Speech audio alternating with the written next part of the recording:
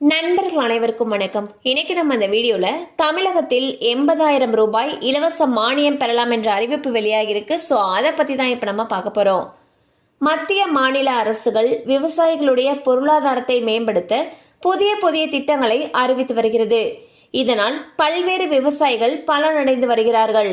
அந்த வகையில் காய்கறிகளை உற்பத்தி செய்யும் விவசாயிகளுக்கு அரசு சார்பில் மானியம் வழங்கும் திட்டம் செயல்படுத்தப்பட்டு வருகிறது.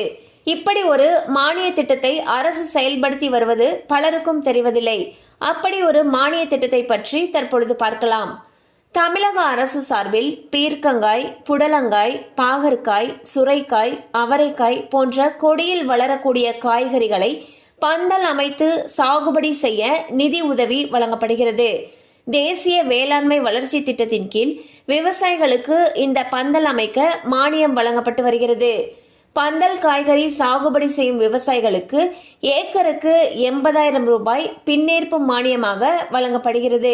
இதில் பயனடைய விரும்பும் விவசாயிகள் தங்களுடைய சிட்டா, அடங்கல், FMP வரைபடம், கிராம நிர்வாக அலுவலர் சான்று, ஆதார், குடும்ப அட்டை நகல், வங்கி புத்தக நகல் ஆகியவற்றுடன் தோட்டக்கலைத்துறை அலுவலகத்திற்கு சென்று மானியம் பெறலாம் என்று தெரிவிக்கப்பட்டுள்ளது. சோ பாத்தீங்கன்னா பந்தல் காய்கறிகளை சாகுபடி செய்யறதுக்கு விவசாயிகளுக்கு ஒரு ஏக்கருக்கு 80,000 ரூபாய் மானியம் கொடுக்கறாங்க.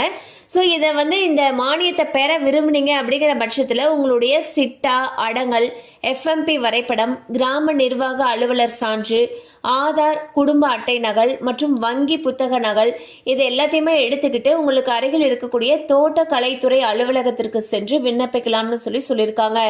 தேவைப்படுறவங்க மேலும் விவரங்களை தோட்டக்கலைத்துறையில போயிட்டு தெரிஞ்சுக்கலாம்.